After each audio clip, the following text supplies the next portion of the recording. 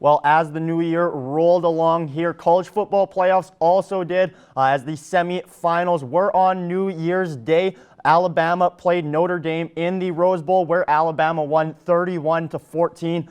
Eric, I guess first of all, can you just give us a little breakdown of that game and what you saw there? Yeah, I think it was really kind of what most experts really thought you would see, in the sense that Alabama has obviously been one of the top two, I think, teams you can make a case for all year. And they've done what they've done in the past against Notre Dame in these big games, and they really kind of had their way. I think Notre Dame did a good job of keeping it close, but really, this offense for Alabama, it might be one of the best we've seen in the past 10 years from this team. And that's saying something, because they have had some firepower recently, but they're very balanced. Mac Jones is good at quarterback. Devontae Smith might be the Heisman Trophy winner, and Najee Harris might be the best running back in the nation, very athletic, can carry the ball very well, and that's really what Alabama did. They played their game, was able to shut down Notre Dame and Ian Book offensively, but also their offense just continued to roll, and Notre Dame couldn't really do anything to stop them or slow them down.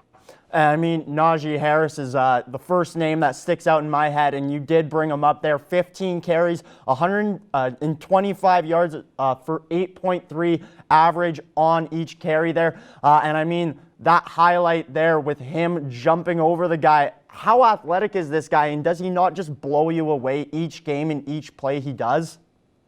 I mean, that's really what Alabama does. They might be running back university when you look at it, because they always have these big, huge backs who are very athletic, as you mentioned. That hurdle was insane, and they can carry a load. And especially at the college level, a big back is really all you need, because these guys are obviously not going to be the same size as some of these NFL caliber talents, NFL players. So, yeah, if you have that big bruising back, it's definitely a huge advantage to your team. That's really what Alabama has continued to do here this past decade. You look at Derrick Henry, Trent Richardson was a big guy for them too, and that's their motto, that's their mantra, and that's how Alabama plays Alabama football. And I mean, Alabama, if we want to talk about them dominating, not just on offense, but defense as well. The game was 31-14, but it was 31-7 with just minutes left in that game, as Notre Dame actually scored just with a minute left in that game. I mean, from an all-around aspect, was there anything really that Alabama did wrong? No, I don't think so. Again, they played Alabama football. They did everything you want to see out of a team in a playoff game. And you mentioned that defense, obviously much maligned earlier in this season when they did have that shootout win over Ole Miss, but they've really clamped it down here the last few weeks. And this is exactly the type of football you want to see your team play as they head into a national championship game.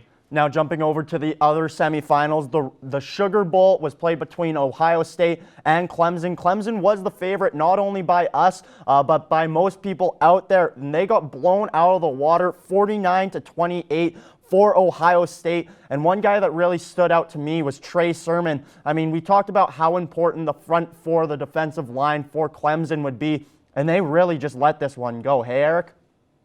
Yeah, it might be the most shocking result of any college football playoff game we've seen since this motto here and this mantra was used and established. But yeah, you look at this game, Trey Sermon, we mentioned big backs. He's a big back, does what needs to be done. But Justin Fields is really what impressed me. Had a few tougher games earlier on in this season, especially in that Big Ten championship game when Ohio State only put up 60 yards of offense in that first half against Northwestern. But he really put on a clinic, and has some people talking about if he could be potentially the number one overall pick, and did it while playing hurt. Everybody saw that hit he took the ribs, and that's what's most impressive to me, is the fact that he did do all this while playing hurt and against a Clemson team that, again, is one of the more solid teams in the entire nation. And he only missed 6 passes all game, throwing for 385 yards, 6 touchdowns, and just 1 interception. So really picking apart that Clemson defense.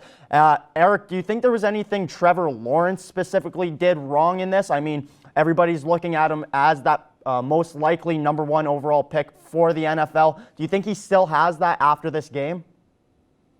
Oh, for sure. I mean, everybody wants to build up hype over one game, but Trevor Lawrence has been the best player in college football for 3 seasons now, maybe the best quarterback prospect since a guy like Andrew Luck, if not Peyton Manning, come out of college. So I don't think you look at one game and change everything you've seen the past 3 years. So to me, he's unquestionably the number 1 guy, and I think that's the guy everybody in this draft wants, no matter what you have at quarterback, where you're picking. If you have a chance at Trevor Lawrence, you take Trevor Lawrence. Now, Eric, final question here. Who do you think wins the national championship between Alabama and Ohio State? I think we're in for a great game. Again, both these offenses are electric. I think the defenses will do a decent job of stopping them, but I still think this is kind of a shootout, and I think Alabama just has a little bit more than Ohio State at this point, but I think it's close 42-35 for Alabama. It's tough to bet against the #1 ranked team in the country, but at the same time, Ohio State did just upset Clemson, so anything can happen. Eric, thank you for joining me. Monday, January 11th is when the college football playoffs will wrap up.